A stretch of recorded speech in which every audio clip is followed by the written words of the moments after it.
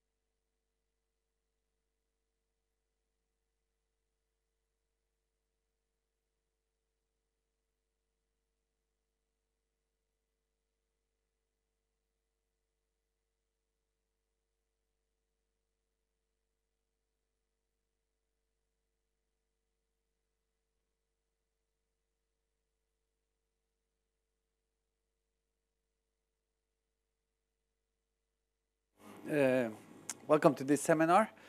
It's a great pleasure to welcome our colleagues and friends from Lithuania, Ramunas Vilpišauskas.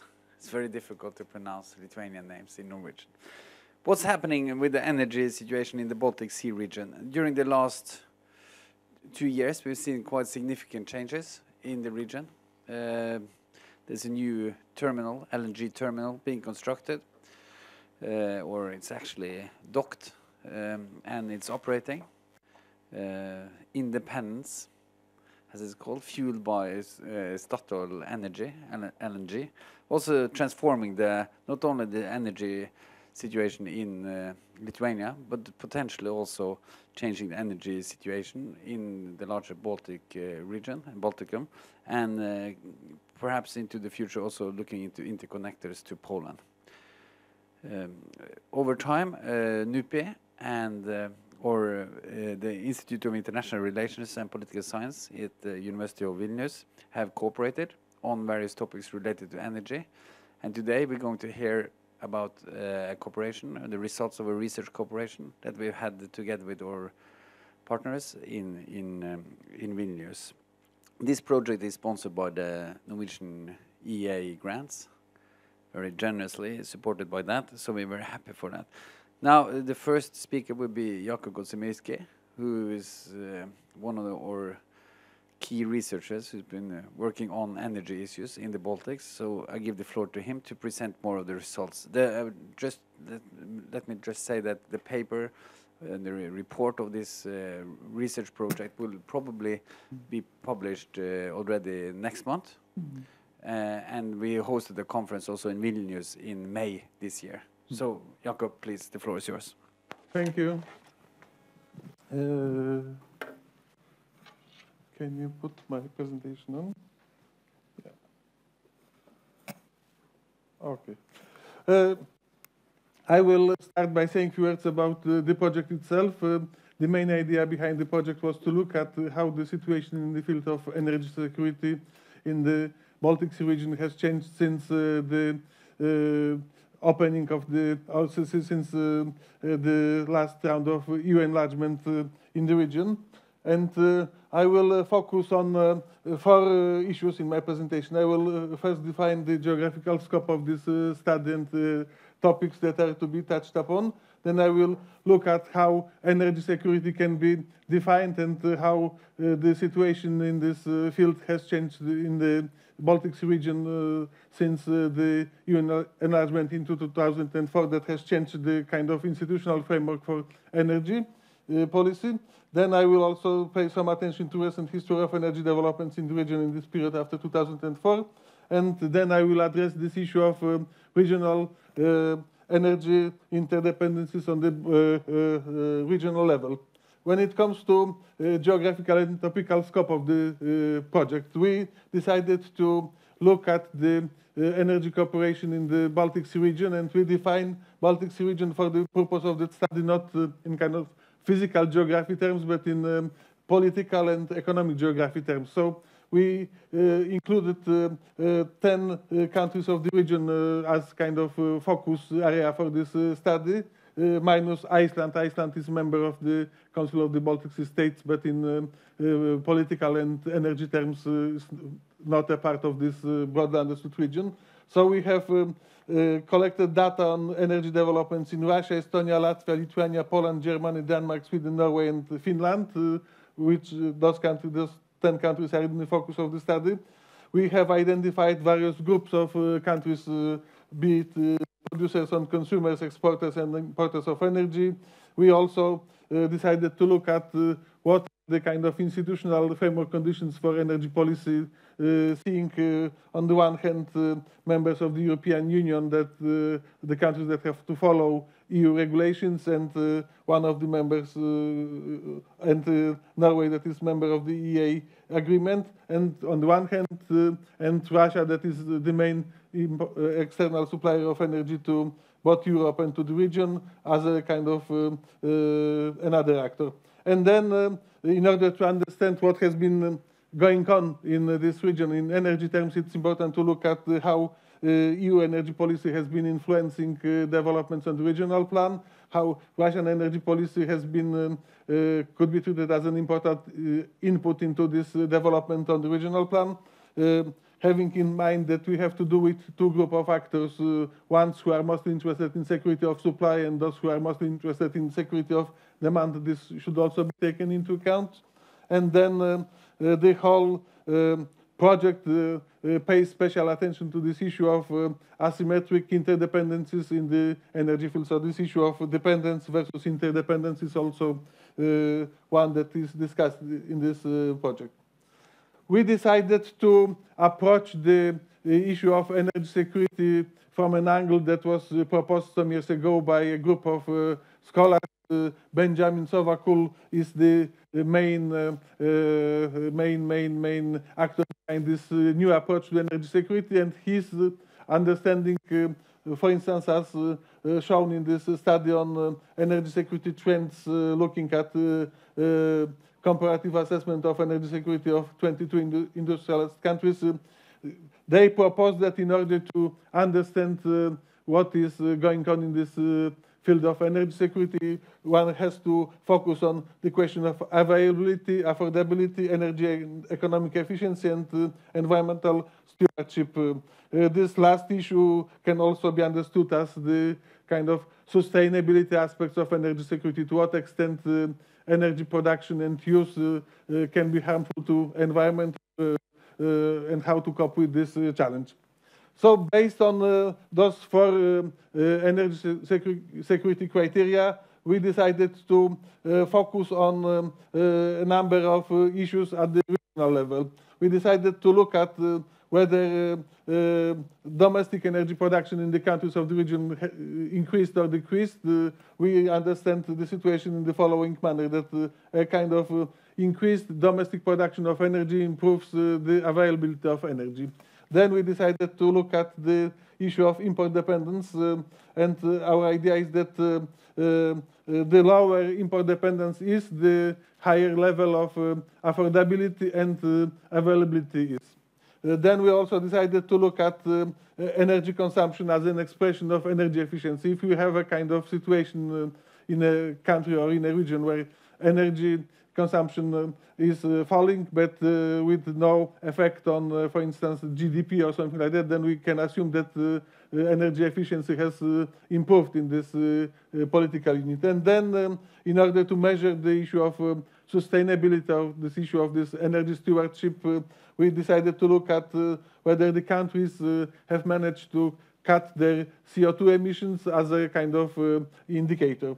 And since we wanted to have a kind of understanding of the process, so we decided to look at the situation in 2004 when the EU enlarged, and compare the situation in 2004 with the situation in ideally it should be in 2014, but due to the availability of data, we focus on 2012. So we look at 8 years of developments in the region and try to understand how those developments change those 4 parameters of energy security. And in order to measure this impact of time and policy making in the region on energy security, we use this formula. We compare performance of those 4 areas in 2012 with performance in 2004. Then we calculate the improvement or deterioration in percent. So it's about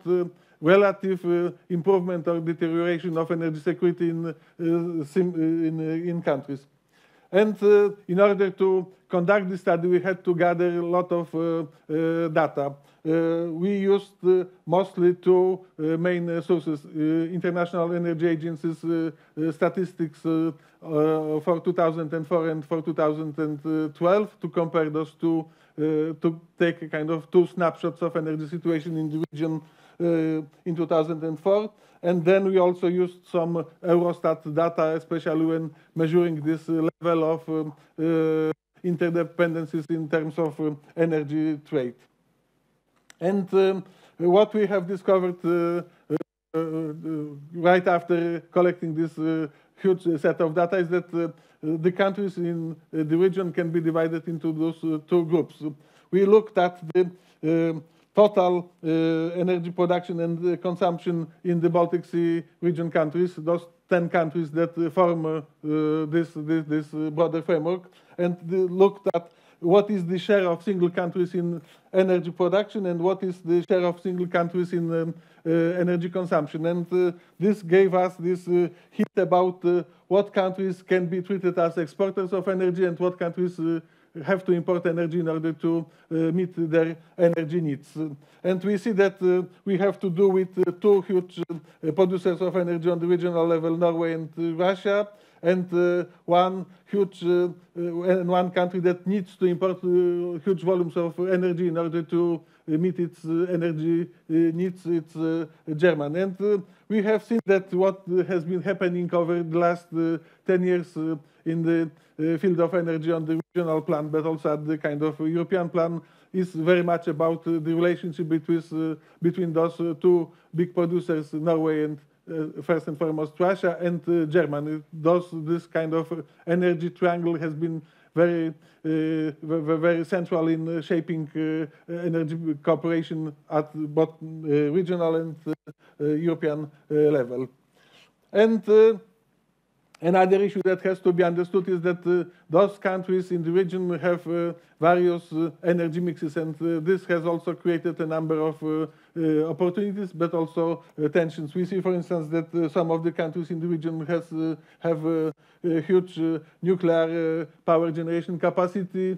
Some others are very heavily dependent on renewable energy resources like Norway, and some others are also very much dependent on oil and so on. So this is to show that in order to address energy security concerns, you have to look at how energy security can be provided and what kind of what sorts of energy you need in order to cover your energy needs. And this last question has very much to do with the fact that those countries have different energy mixes as well. And this issue of import dependence in the Baltic Sea region can be understood in this graph is based on official Eurostat data showing the level of import dependence. And we see, for instance, that Denmark until 95 belonged to this category of countries that were relatively heavily dependent on the energy imports. Then due to the development of Danish own domestic resources, Denmark was a country that became a kind of net exporter of energy, but now Denmark is on its way back to become also energy import dependent. Another country that has also followed very special paces. Poland, to start with, Poland was not very much dependent on having energy resources supplied from abroad, because the country has huge deposits of coal, but due to a number of factors, Poland now belongs to this category of countries that have to import approximately 1/3 of energy resources in order to meet its energy needs. So we see that there has been some very dynamic developments that have been changing the situation on the regional level and in single countries as well. And one issue that we wanted also to look at is this issue of sustainability, and in order to get a better understanding of this, we compared CO2 emissions in 2004 with CO2 emissions in 2012, and we saw, for instance, that in several countries there has been a substantial decrease in CO2 emissions. In others, there has been even some increase in CO2 emissions.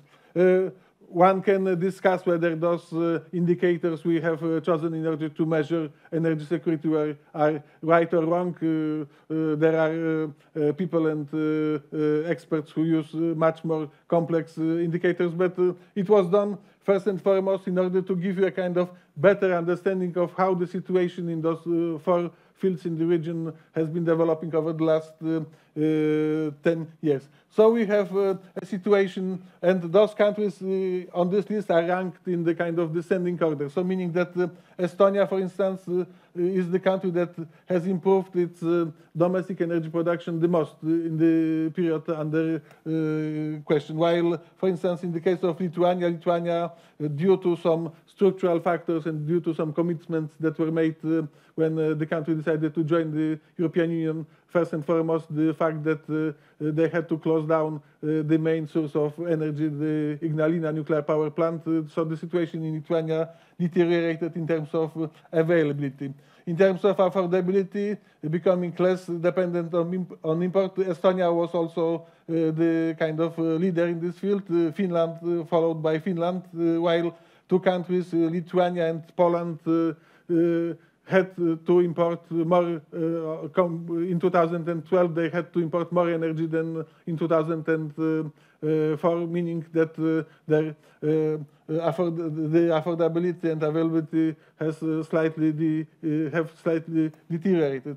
When it comes to energy efficiency, we see that Lithuania has been doing relatively well, followed by Denmark, Finland, Germany, Sweden, Latvia. But there were also some countries that have increased their consumption of energy in this period. Norway, Poland, Estonia, and Russia belong to this category.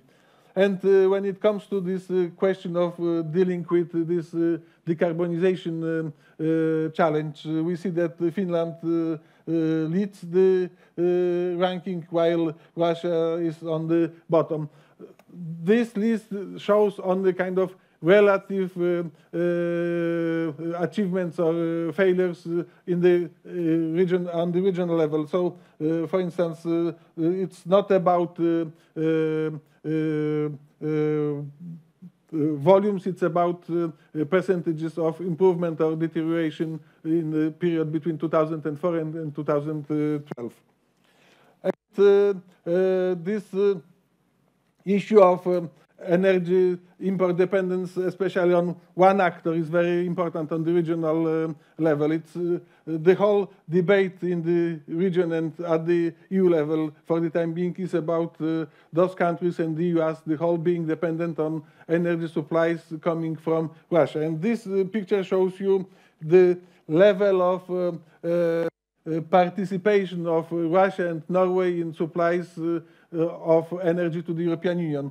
Showing, for instance, that Russia had to start with in 2002 very high share of gas exports going to the European Union. More than 45% of gas imported by the European Union in 2012 came from Russia. And then this share has been falling substantially to the current level of approximately 30%. In the case of Norway, we have seen this increase, and for the time being, in the last quarter of 2014 and in the first quarter of 2015, Norway was even more important supplier of gas to the European Union than Russia, having 34% of share compared with Russia's 30%, which may be interpreted either in purely market and economic terms, but also maybe as a result of this reorientation of the EU policy towards closer cooperation with Norway, which is often perceived as a safe partner and turning away from Russia that is believed to pose a number of strategic challenges.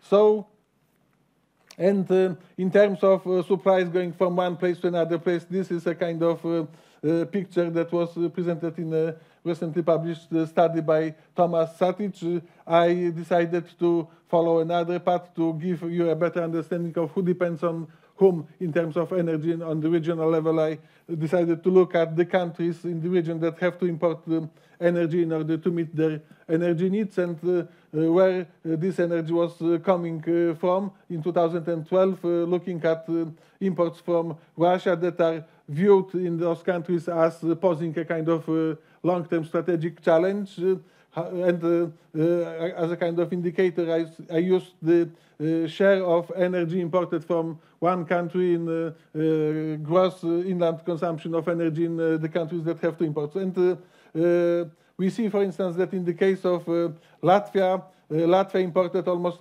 twice the amount of energy that the country is using. This has much to do with only one fact. Latvia has a huge oil refinery and they import oil from Russia in order to for this oil to be processed in this refinery, and then a lot of this oil in form of petroleum products is re-exported to other parts of the region and also to Europe. But it really shows that in economic terms, it's important to understand that this is a very high level of Lithuania's dependence on Russia. Some countries in the region, like Lithuania, Finland, Latvia and Estonia, have to import 100% of gas from Russia, which makes them also exposed to what is happening in the Russian energy sector. And in order to give you a better understanding of Norway's role in the Baltic Sea region, I decided also to add how much energy is provided to the region from Norway. And this picture is about to change because in 2014 a contract was signed between Statoil and LNG terminal in Lithuania, and Statoil is going to has already started supplying Norwegian gas to LNG terminal. So this picture is going to change, and this change could also be interpreted as one of the effects of new policies being implemented on the regional level. And in order to show that this dependence, although asymmetric, is still mutual, I have also decided to look at the importance of those national markets in the Baltic Sea region for supplies of energy coming from Russia and from Norway. So those figures show you how big is the share of Russian energy supplies going to single countries in terms of the share of all supplies going to the European Union. And we see again that Germany and Poland dominate this kind of map with more than almost 22% of supplies going from Russia to Germany and almost 12% of supplies going from Russia to Poland. Those are the shares not in the overall Russian exports, but in Russian exports to the European Union. And the same can be said about Norway, but we see that Norway's energy footprint in the region is much smaller than Russia's. Only Germany has a kind of important role to play in Norwegian exports. All other countries of the region either do not receive any energy coming from Norway or are very marginal in terms of Norwegian supplies. And last but not least, we decided also to look at how the situation has been developing and may develop in the electricity field. Electricity is a very special part of this energy cooperation, and we have seen a number of measures being taken quite recently, and the aim of this is on the one. For the time being, the EU is divided into several so-called regional groups. We see kind of very close cooperation going on among the continental members of the European Union. The Nordic electricity market is somehow connected to the European one, but is still treated as something separate. And until quite recently, until the Estlink was built between Estonia and Finland some years ago, the three Baltic countries were a kind of energy island within the European Union. But the situation is about to change according to some very ambitious plans that aim at improving the regional level of electricity cooperation in the next 10 years. We will most probably see a new map of energy cooperation in Europe, and as one of the results of this cooperation, we will see also the three Baltic countries much more strongly connected to energy markets in Europe. For the time being, there is this Estlink connection between Estonia and Finland. Today, there is this project going on the construction of interconnector between Lithuania and Sweden that is going to link Lithuania to the Nordic electricity grid, and then they are also about to start the work on building stronger the kind of strong interconnection between Poland and Lithuania, which will also somehow close this Baltic energy ring in a very efficient manner. We have also to understand that in order to understand what is going on the regional level, we have to look at what are the priorities of the European Union as the most important actor on the regional level, and what has been challenges and how the EU has been dealing with those challenges. I will leave this part to Ramunas, who is going to talk about policy measures that have been taken, only to show you the importance of Norway and Russia on the European energy market, and how this may change due to those new openings in 2014, when Norwegian gas has already reached Lithuania and is also being shipped to Ukraine. And last but not least, it's also important to see that the European Union has also adopted a number of measures in order to improve its energy policy. And maybe the most important measure being taken is this idea of building the energy union. A number of meetings have already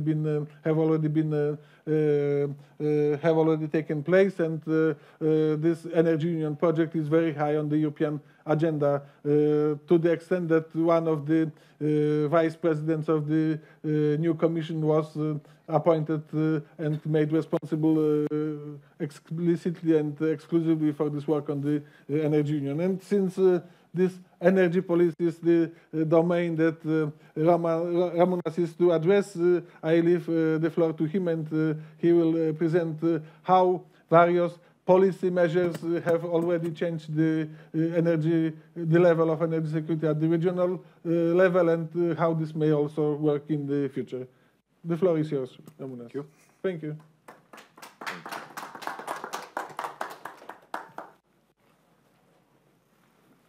Well, until I get my slides started, I wanted to thank hosts, NUPI, for having us here, and also, more importantly, for this joint initiative, for this joint project, which, as Ulf said, should be concluded quite soon with the study published.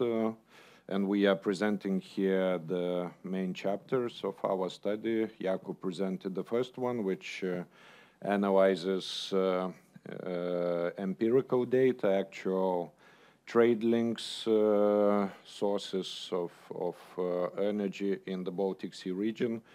In the second chapter, we, together with my colleague Romas Svedas, who unfortunately had to cancel his participation in this seminar due to personal reasons, we looked into the instruments of coordination between countries that belong to this Baltic Sea region, and the main questions which we addressed, linking them to the main topic of how energy security has been changing since EU enlargement in 2004, are first of all about the use of regional, sub-regional forums of cooperation. When we talk about the regional forum, of course, we first of all have in mind European Union, plus since Norway is also part of this region,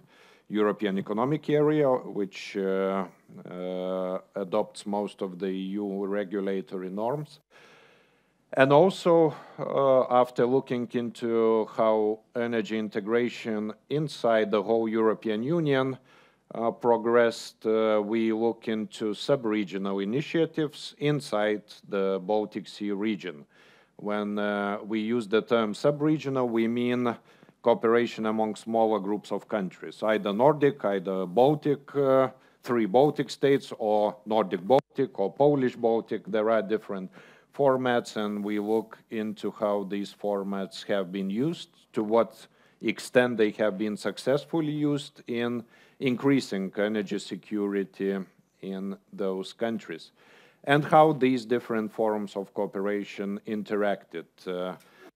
One of the most common observations of studies that analyze energy market integration, first of all, in the EU, is the gap between rhetoric and actual implementation.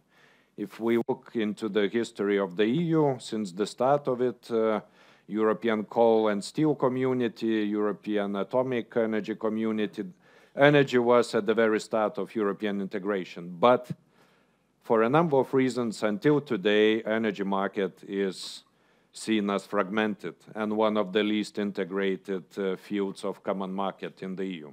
So there is this persistent gap between rhetoric and actual implementation. So the question is how sub-regional initiatives can contribute to closing this gap and allowing participating countries to increase their energy security. The main assumption that we adopt in our study, and especially in the second part of the study, which discusses policy coordination efforts, is that in order to change the character of interdependencies, what is needed are 2 elements. One is regulatory alignment, in other words, reducing barriers to market entry, so that more suppliers could enter into the natural gas, electricity, oil markets. So regulatory environment is one important area where regional cooperation can contribute to higher energy security. Another area is infrastructure or physical interconnections, electricity links, gas interconnectors or natural gas pipelines, in other words. So physical infrastructure is another important condition in order to have more diversity of suppliers, sources of supply, and in such a way contributing to the increase of energy security. So regulatory alignment by removing barriers to market entry and infrastructure links. These are the 2 elements that we see as the most important objects of regional cooperation and policy coordination between smaller groups of countries in the Baltic Sea region. What is the main puzzle? The main puzzle, as we see it in the policy coordination field, is that while most cases of regional cooperation have been about managing existing interdependencies, what we have here to a large extent, especially in the case of the Baltic states, is an effort to change interdependencies. With 100% dependence on Russia, for example, in natural gas area, to reduce existing dependence on imports from Russia, and to create conditions for supplies from Norway, other natural gas suppliers, maybe in the future United States, if regulatory conditions are created through a free trade agreement and so on. So instead of managing existing interdependencies, like, for example, most of what European Union have been doing, again, when European coal and steel community was created, it was about managing coal and steel industries in France and Germany. So countries devise common rules, instruments of managing their trade in those energy resources in order to better do that, to create stable norms, to create expectations of market participants and so on.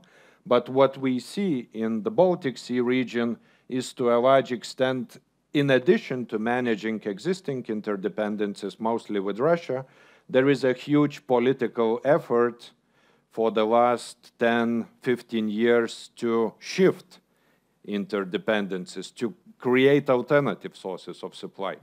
The word is diversify, diversifying sources of supply. This is one of the key words. And we argue that because of this different nature of managing of interdependencies, when you try to create new sources of supply instead of just better managing existing ones, you face additional issues. In particular, you face strong opposition from interest groups which benefit from the status quo, from existing trade links. These are the interest groups which sell electricity, for example, from Russia into the Baltic states, those sell natural gas, intermediaries who mediate between Gazprom and final consumers in consumer countries.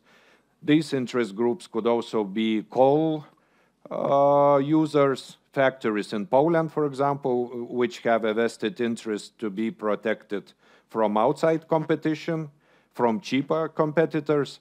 So when you try to shift patterns of interdependencies, first of all, you face resistance from such interest groups that profit from existing situation.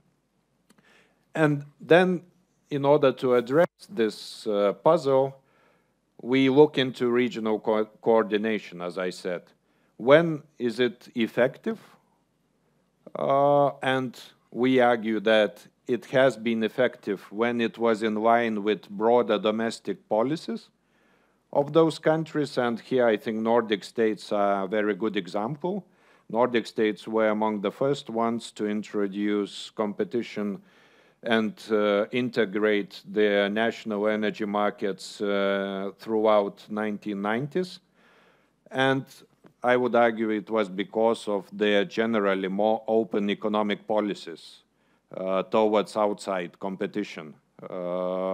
According to most rankings, Nordic states have been among the most globalized, most open economies in the world. So what they did during 1990s in the energy policy field was very much in line with general thinking about foreign economic policies. This helped quite a lot to proceed in practical terms with integration of energy sector, especially electricity. Nord Pool is the best example, which is seen as best practice example in other countries. Or domestic elites facing with serious challenges of energy security.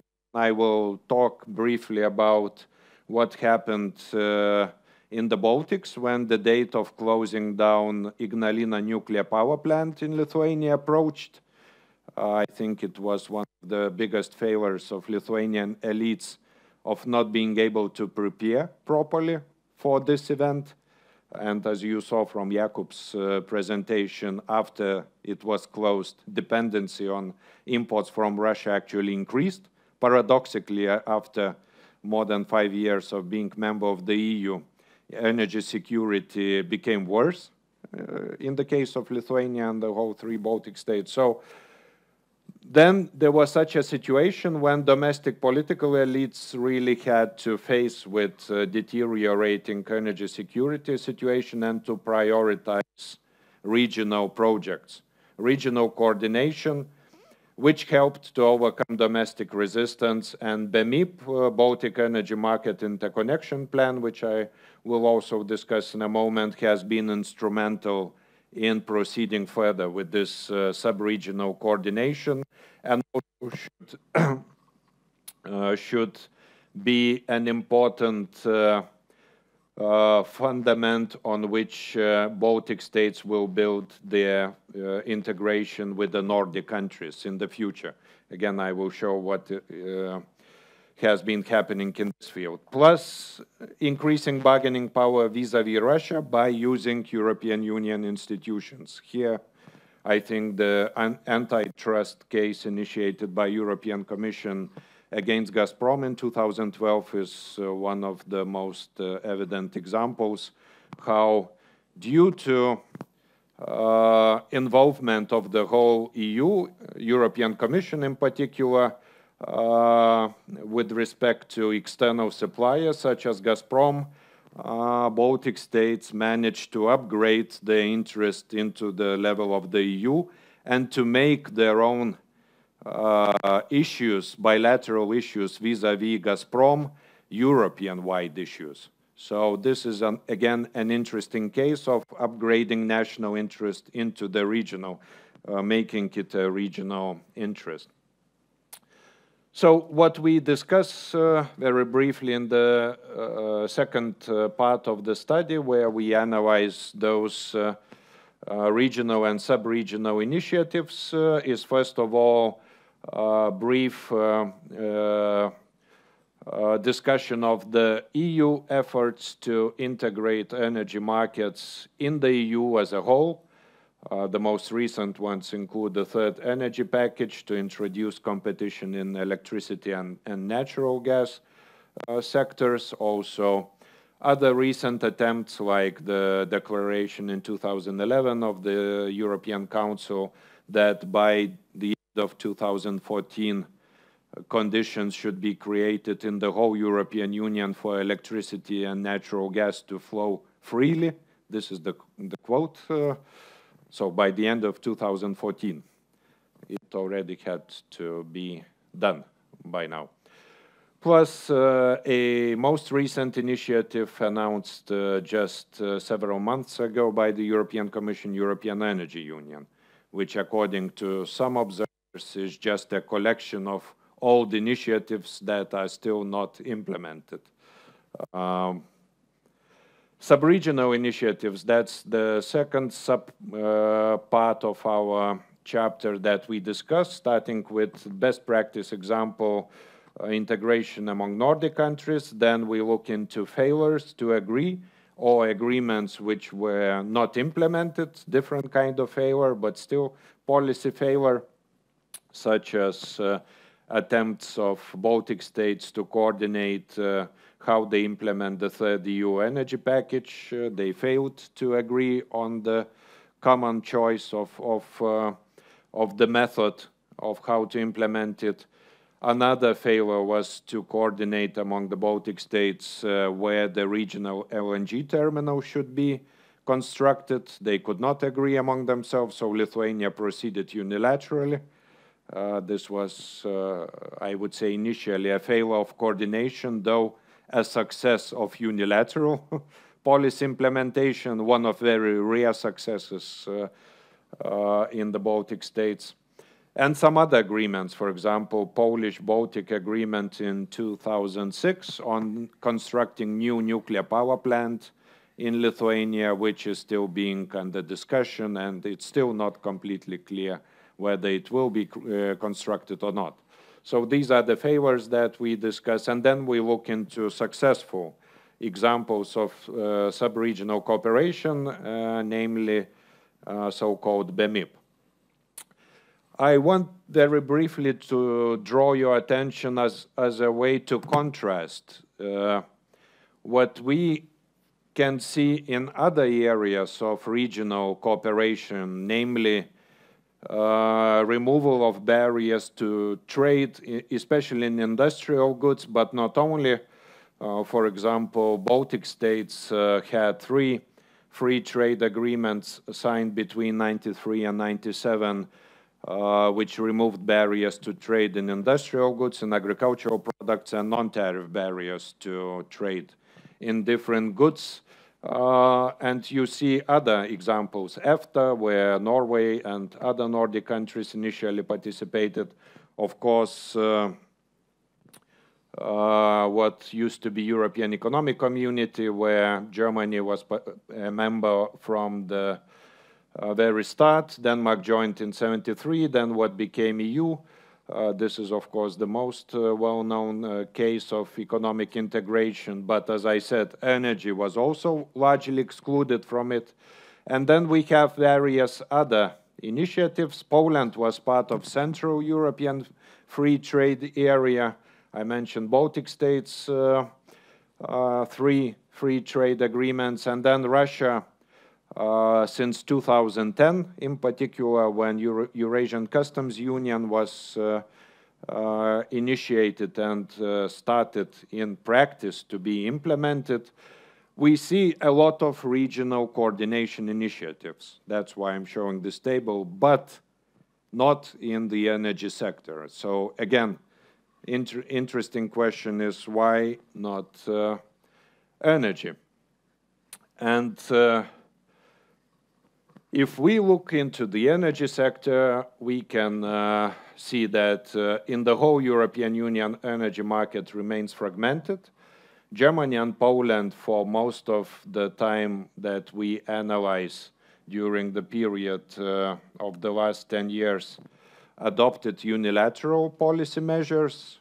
Germany, for example, has been criticized by many scholars that it is inclined to, for example, decide on phasing out nuclear power plant, on increasing the share of renewables, on going ahead with Nord Stream project, basically unilaterally, without involving other EU member states or Baltic Sea region countries.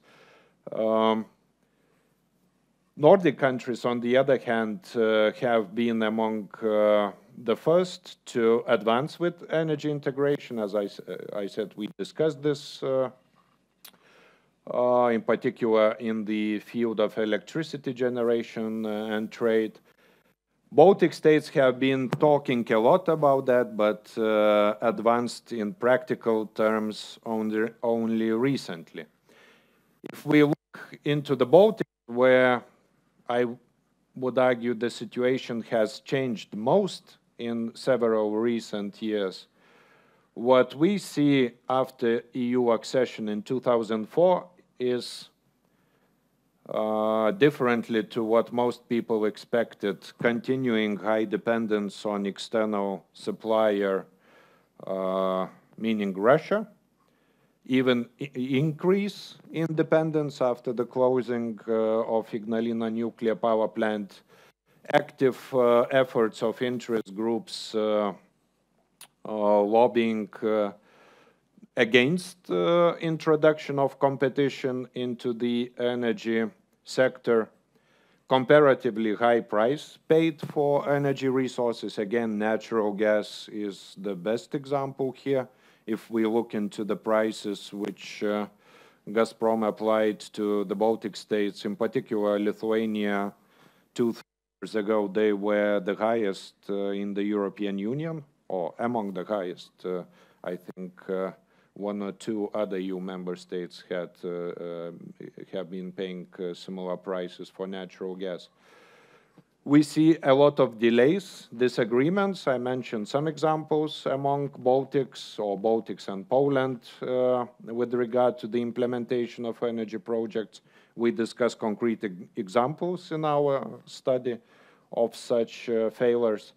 And we see what some scholars called dead letters world in implementing EU norms. Before the third energy package, there were other EU norms, second, first energy packages to introduce competition into electricity, natural gas fields, and I remember quite clearly in 2002, later in 2007, Baltic states institutions were writing reports to the European Commission that we fully implemented all the EU norms. Our market is completely liberalized, but if we look into the actual situation, you see there is one supplier. There are no possibilities for new providers of electricity, for example, or for new suppliers of natural gas to enter the market. So situation on the ground was completely different from all those reports that were sent to Brussels. So that's what is meant by dead letters world. You harmonize, you align your norms on paper with the EU law, but in practice there is no actual competition, there are no possibilities similar, for example, to the ones in the Nordic countries' electricity market for those companies that want to be involved into these activities to provide their services to consumers. And then situation started changing. An interesting question, though it's not the main question of this study, but still it is a related question, why? And we are inclined to argue that it was because of approaching closure of Ignalina nuclear power plant in Lithuania, which was seen in the country as a big controversial issue, political issue. It was seen as a failure of Lithuania's negotiators when they negotiated membership conditions with the EU. And because all the plans to prepare for this have been postponed a number of times, according to initial plans, new nuclear power plant had to become operational in 2009.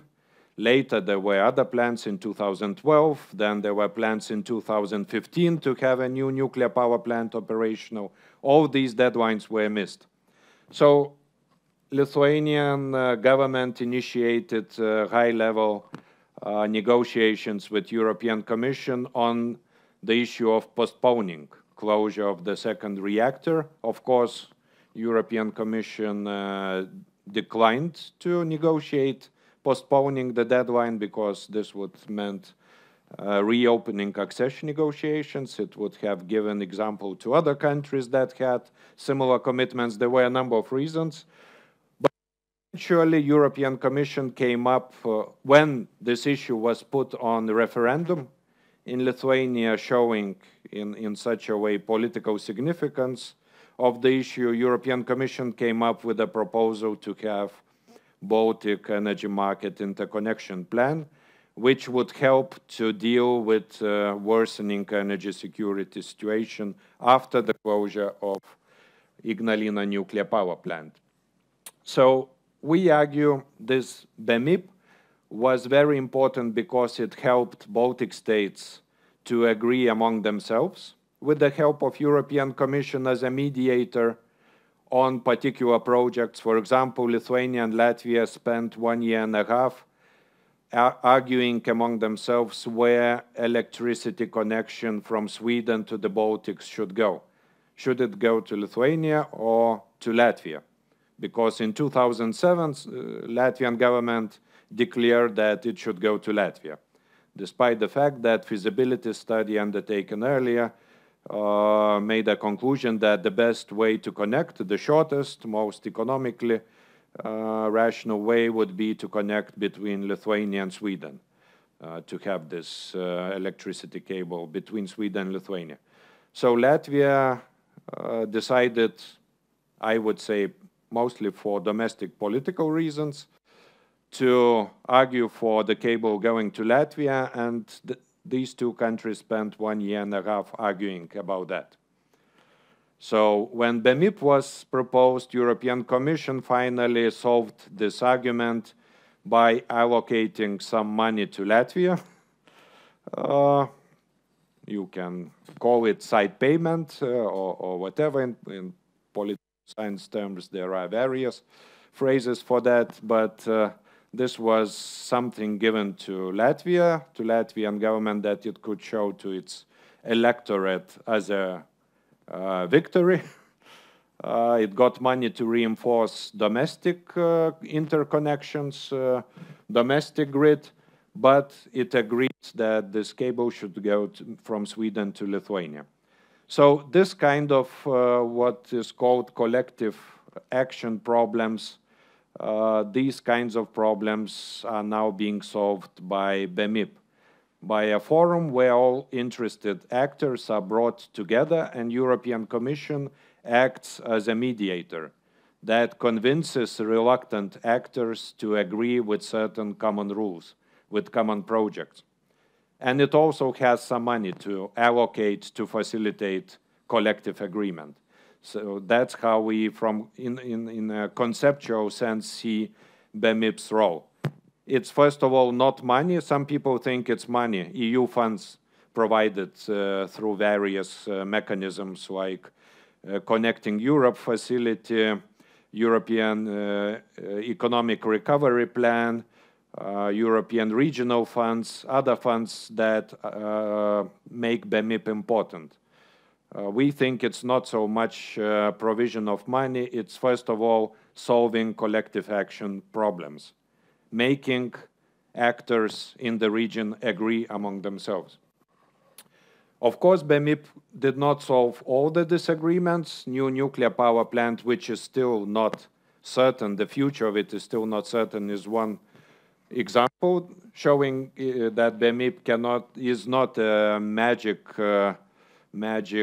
cure to all the disagreements, but it facilitated some important projects. And European Commission sees now BEMIP as the best practice example of sub-regional cooperation, and actually actively proposes it to some groups of countries in the southern part of European Union. I read a number of reports by European Commission where BEMIP was being proposed to southern EU member states as a successful example of sub-regional cooperation. So it was based to a large extent on the third EU energy package, and it included two energy sectors, electricity and natural gas, similarly to the third EU energy package. If we look into the electricity area, the most important projects were the linkage that I already discussed between Sweden and Lithuania. In other words, electricity cable, which should link Baltic electricity market with Baltic electricity exchange with Baltic electricity market, and in the future, Nord Pool rules should be completely adopted in the Baltic electricity market. So this should become one electricity market. There is another connection constructed several years ago between Estonia and Finland, and the second one to reinforce this linkage is under construction now. So this should create a circle to make it economically feasible, especially in spring when there is availability of hydro electricity power from Norway to import electricity into the Baltic states through Sweden. So this is one very important project, interconnection between Lithuania and Poland, which is supposed to be completed by next year. This cable should become operational by the end of this year. And it seems that all the work is being undertaken on time. So there was a major breakthrough several years ago with the introduction of BEMIP because before this project has been discussed for about more than 10 years, but it was not implemented. When BEMIP was introduced, it started moving. And by the end of this year, we will see its completion. So this is a major breakthrough. This is another breakthrough which should lead eventually to synchronization of this part of what used to be energy island in the electricity area with the continental Europe. The only uncertainty, big uncertainty, is new nuclear power plant. There is still, after the negative outcome of referendum in 2012, current position in Lithuanian government proposed to have a referendum on this issue, and people voted against it, despite the fact that before majority supported nuclear power generation capacity in the country. There is major uncertainty about this. And of course, other partners, Estonia, Latvia, Poland, are waiting for Lithuanian government to make final decision. If we look into natural gas, here, as I said, we had a failure among the Baltic states to agree regional LNG terminals, so Lithuania went ahead with its own LNG terminal, which is actually not part of BEMIP, because it's not considered a regional terminal, but seen as a success story as well, especially by Estonians and some other EU members. And I just heard several days ago on the news that I think Colombia, some Latin American country governments started looking into this LNG terminal, how it was constructed, in order to learn from this as best practice example, how to construct such type of projects in a relatively short time. So this seems to be the main issue is how to make it competitive, and for this it needs to have this interconnection between Lithuania and Poland, so that gas from LNG terminal could be offered to Polish market. Also, in order to sell gas from LNG terminal in Latvia, Estonia, Latvia has to align its legal framework, regulatory environment, in order to allow selling gas from Lithuania. So the current state of BEMIP projects is presented here in this table. It was introduced in 2009, and as you can see, first of all, common electricity market integration went ahead, and eventually it should become part of Nord Pool electricity market. Estonia was the first one to complete its link with Finland. Then after the end of this year, there should be a link to Sweden, and next year to Poland. So this should create both regulatory and infrastructural conditions for increase in sources of supply and increase in energy security. The situation in the gas sector is different. I will show you in another slide how 3 Baltic states proceeded with it, but recently it has gathered as well. So electricity, all 3 Baltic states completed the introduction of EU third energy package, but in the field of natural gas, situation is different. Lithuania was the first one to do that. Protests from Gazprom and legal actions taken by Gazprom. But Estonia is following is expected to do that by the end of this year, and Latvia has plans to align a regulatory framework which should introduce competition and possibility also to sell gas abroad. So that's the current situation and the future plans. And to conclude, what are our main conclusions and recommendations? First of all, that situation, as you could also see from the presentation of Jakub, is quite different in the Baltic Sea region countries, and taking into account that progress on the level of the whole European Union has been very slow, and recently articulated objective to have by the end of last year a common energy market where electricity and natural gas flow freely. That what was written into the European Council conclusions is still not implemented.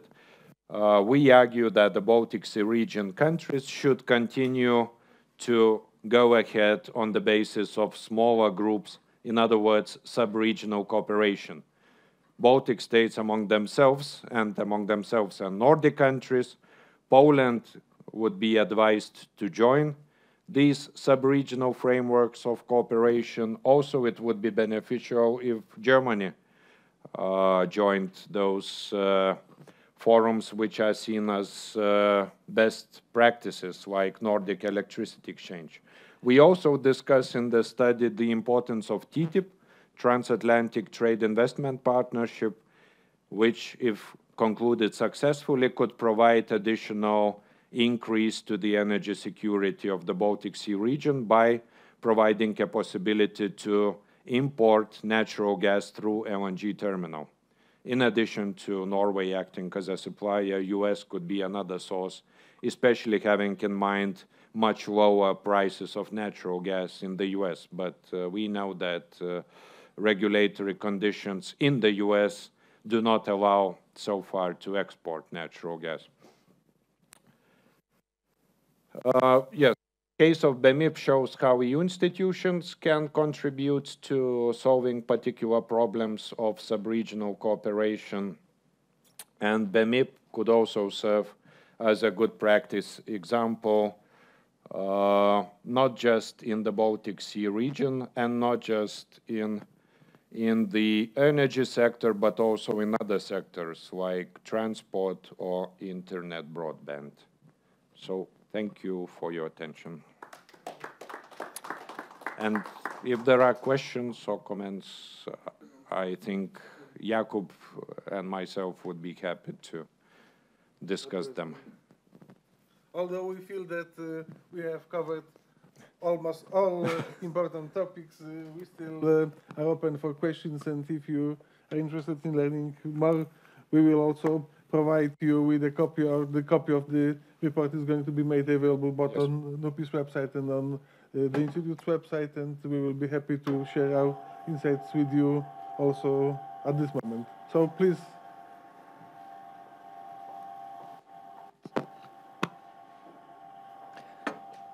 Hi, my name is Induls Abels. I'm a Latvian ambassador here, and thank you for a very comprehensive and interesting presentation.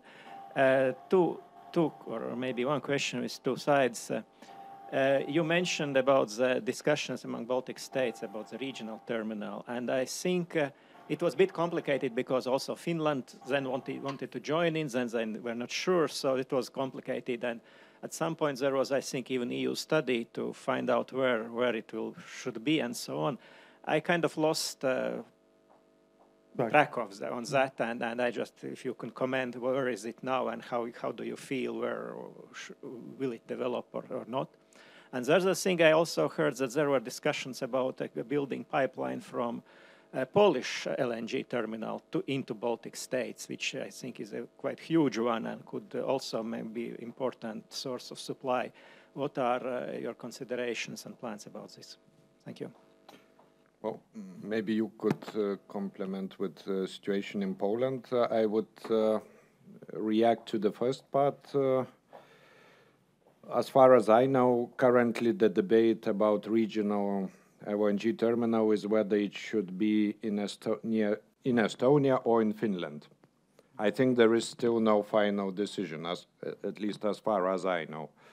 But having in mind that some gas imported through Lithuanian LNG terminal is already sold in Estonian market, and there are discussions with Latvian companies about selling it also in Latvia. I'm not sure whether this regional project considered by Estonian and Finnish authorities will really move ahead, whether there is a need for additional capacity. Of course, more supply is better for energy security, and that's how I would react to linking Polish LNG terminal to the whole sub-regional market. I think it would be good if consumers can choose which source can offer the best conditions. But there are still quite important both regulatory and infrastructural barriers, and they need to be overcome. And from the experience, from what we analyzed, we can say that it's not even those big infrastructural projects which, when not implemented, become the main obstacle. It's usually very complicated technical details of, for example, licensing new operators, licensing new providers of energy resources. It's usually regulatory rules which are very technical, which are very difficult to understand to general public, even to business companies that use energy resources, which can become the main obstacle. At least that used to be the case in the Baltics. I also read some studies about Nordic countries before 1990s. Those authors also argued that it's those technical regulatory norms which set requirements for those companies that want to get into the market of selling, producing, transmitting, distributing energy. These are the most important things to watch for if we want to have a functioning regional market. I think that when it comes to this Polish LNG terminal, we have to understand that this project is to address a number of issues, and not only in the kind of narrowly understood regional context. This LNG terminal could also become an important element of this south-north gas corridor, linking and cutting through the kind of east-west going supplies. But it is also about problems with coordination of policies at the national level in Poland.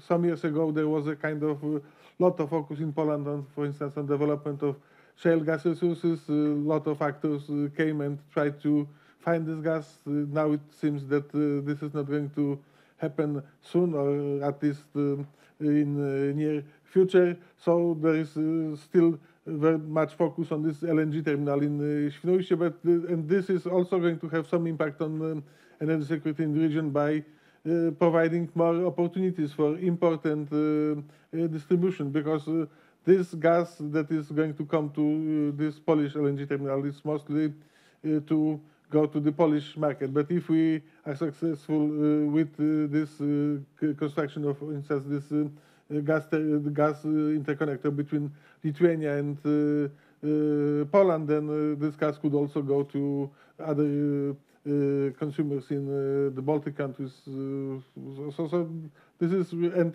for instance, this issue of building of a new type of infrastructure is crucial, because we know, for instance, that 10 years ago, Ukraine could not import any gas from the West due to the lack of connections. In 2013, they could import 2.5 million cubic meters, which was relatively small volume, having in mind that they need almost 20 times more gas to cover their needs. last year it was 10 million cubic meters, and we can expect that some additions could be made to this infrastructure that will also open for even more import of west or gas coming from the western direction to Ukraine. So this really shows that you can take small steps and change a lot.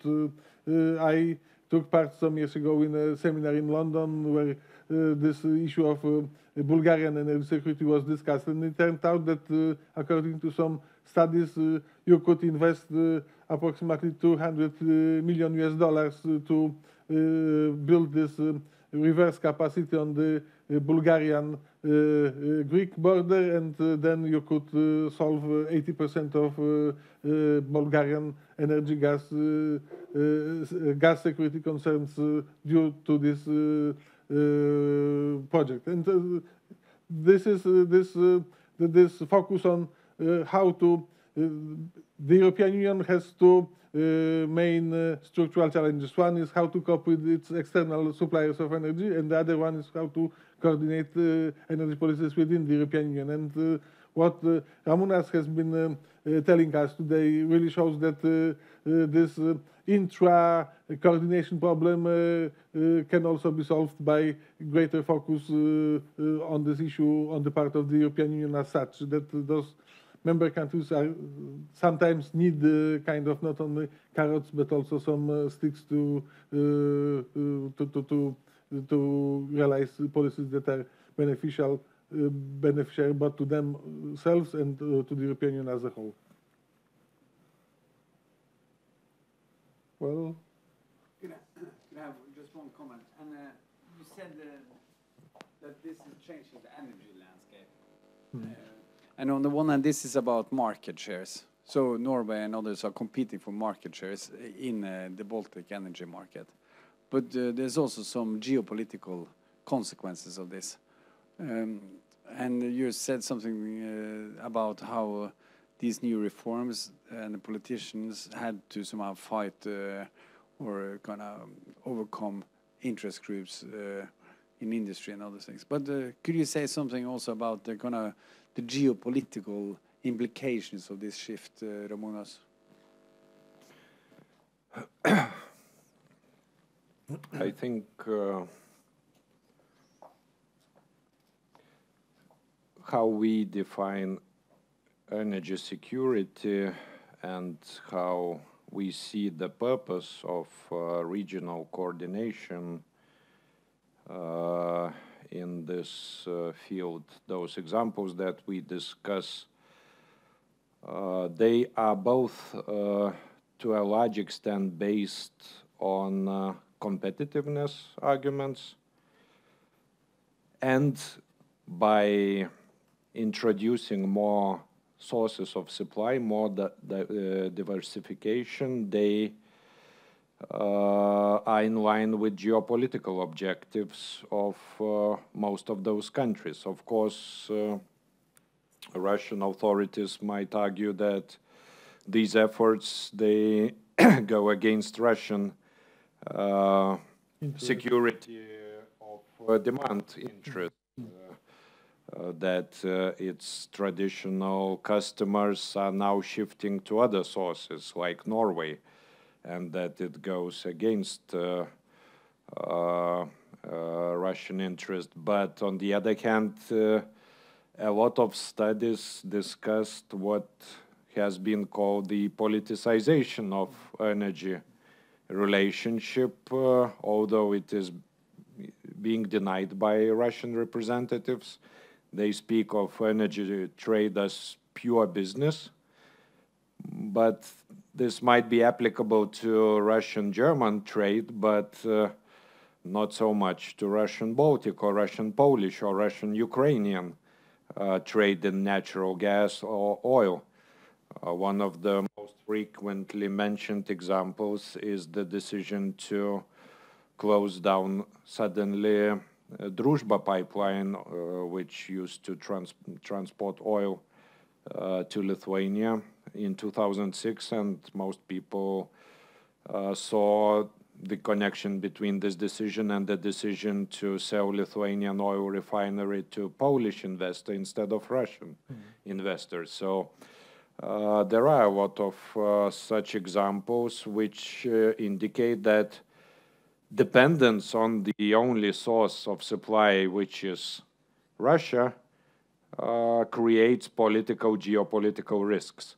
So reducing this complete dependence by introducing alternative sources of supply is in line with geopolitical interests of those countries. But at the same time, at least I personally would argue that this does not mean they should cut off their links with Russia.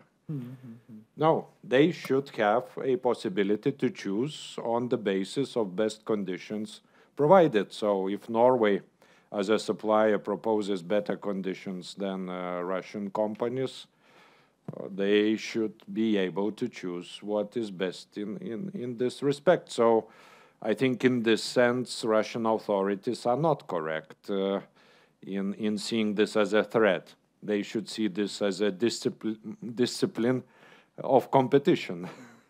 And it's quite common to have the discipline of competition.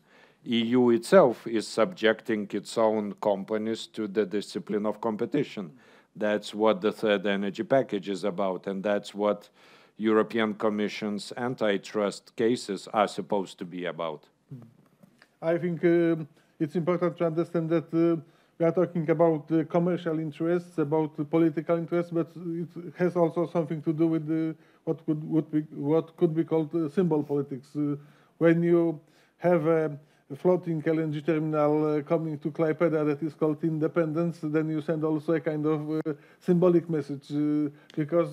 Though from economic point of view, it's more interdependence than it used to be before introducing this terminal. And then one of the key issues that we wanted to address in this project was this issue of asymmetric interdependencies. And we have to understand that from the point of view of Russia, Baltic countries in terms of commercial interests are to a certain extent marginal. They don't provide huge volumes to or huge revenues to the Russian state budget due to the size of the energy markets. For Russia, the most important relationship is with Germany, both in technology, in the technical, commercial, and political terms. But seen from the perspective of Vilnius, Riga, or Tallinn, what is a kind of marginal issue for Russia is a kind of question of survival for those countries. So this and this has also much to do with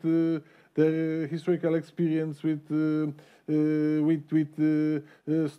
strange and mixed signals being sent by Russia. For instance, last week there were some reports about the activity of the Russian Baltic Fleet in the area where this interconnector between Sweden and Lithuania is being built. And someone in Moscow had to take a decision that this activity should take place. So this is about sending rather mixed signals, which does not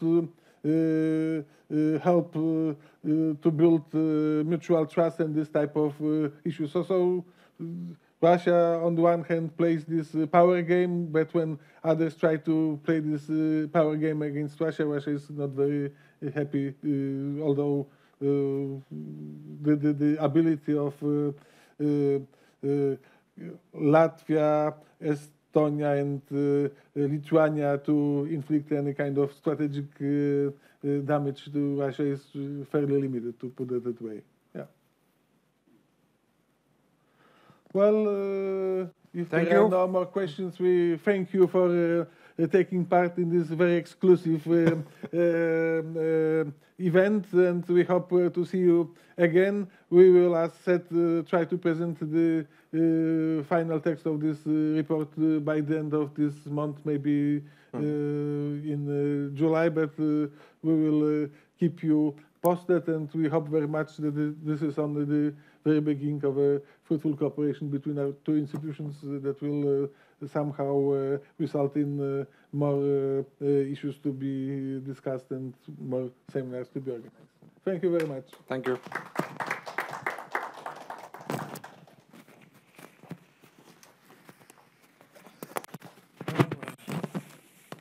was almost